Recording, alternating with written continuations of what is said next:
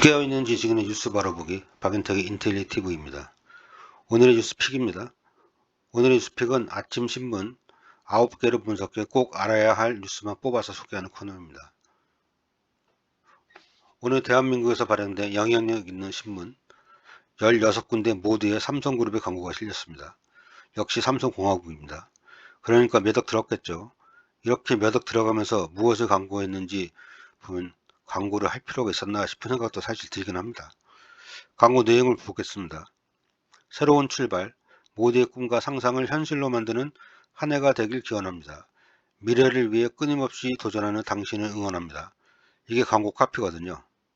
5명의 사람들이 타고 있는 토끼가 뛰어다니는 이미지가 광고에 그려져 있고요. 한마디로 몇 억짜리 새 연어장인 것 같습니다. 토끼해라고 이렇게 한 건데 사실 토끼에는 한 대 정도 남았습니다. 여러분들이 사주팔자라고 잘 알고 계시죠? 이때 따지는 띠는 입춘일을 기준으로 바뀝니다. 그러니까 아직은 호랑이 띠이고요. 2월 4일 입춘 이후가 토끼띠 해입니다. 그렇다면 삼성 광고는 정확하지 않다고 볼 수 있겠네요. 입춘일에 다시 한번 토끼의 시작을 알리는 광고가 필요해 보입니다.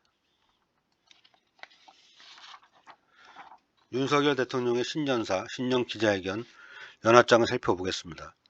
우선 윤 대통령은 신년사는 발표하고 신년 기자회견을 하지 않아서 불통이라는 비판을 받았습니다.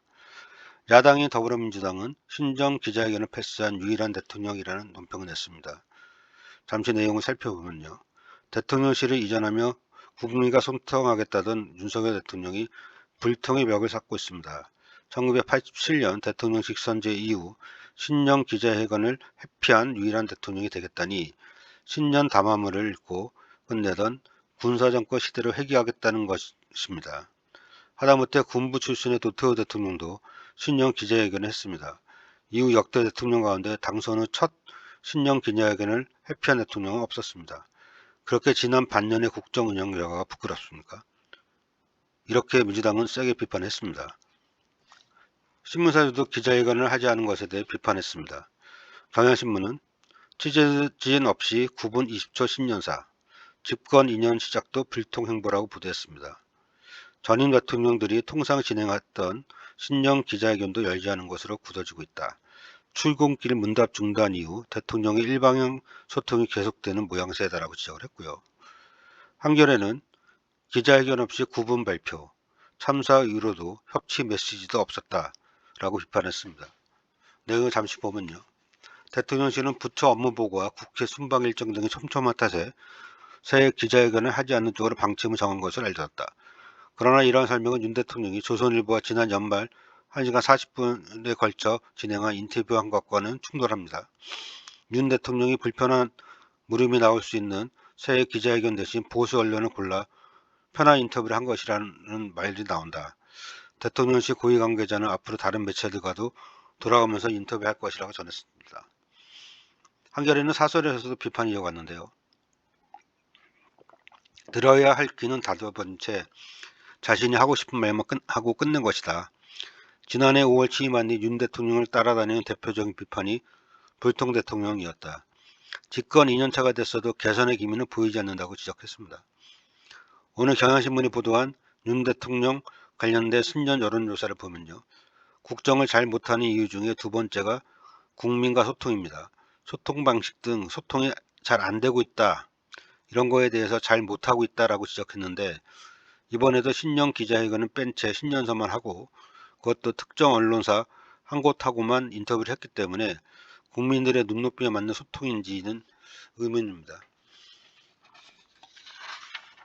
꼭 알아야 될 만큼 중요한 내용은 없는데 조선일보 신년 인터뷰 내용도 한번 살펴보죠.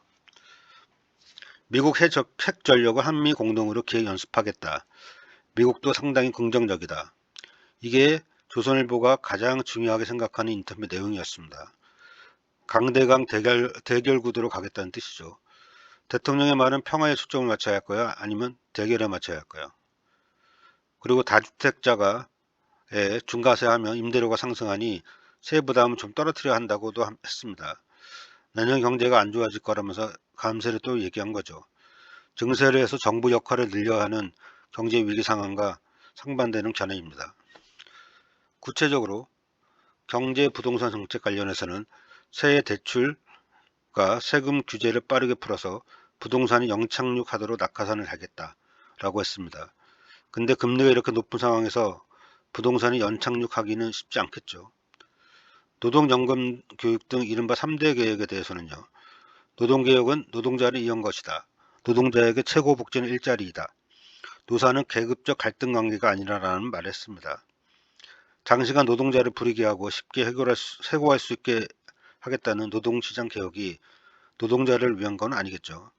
노동자에게 최고 복지는 저임금의 일자리가 아닌 인간다운 생활을 할 수 있는 임금과 복지를 챙길 수 있는 일자리 아니겠습니까?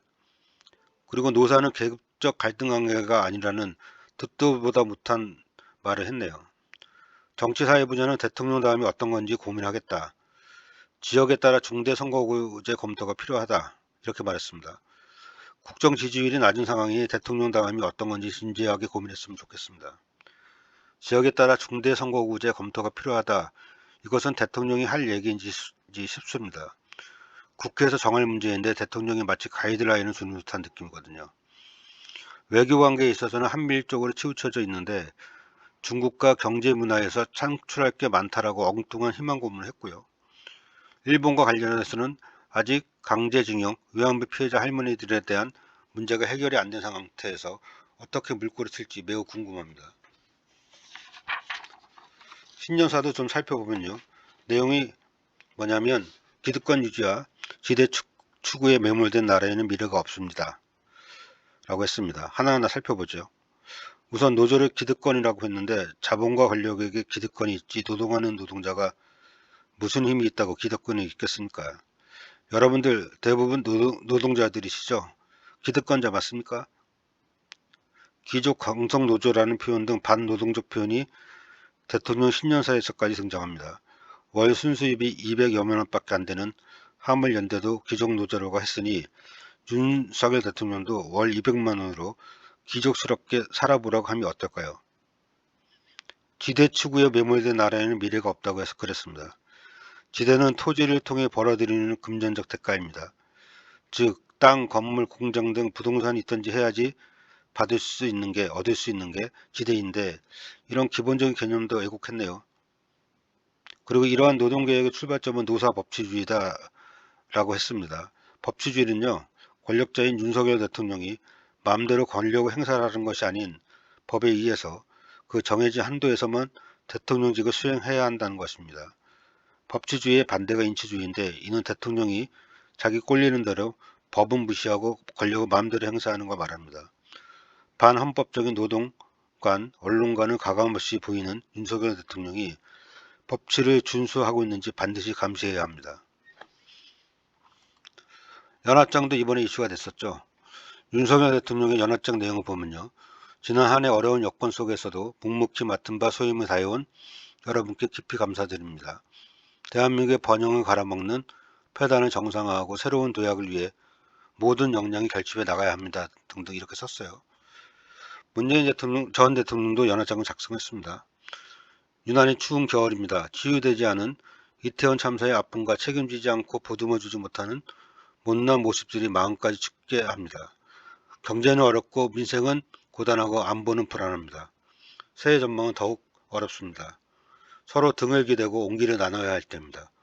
어렵고 힘들어도 서로 손을 맞잡을 때 우리는 이겨낼 수 있습니다. 어떤 연합장에서 대통령의 품격을 느낄 수 있나요? 여러분께서는. 인텔리TV였습니다.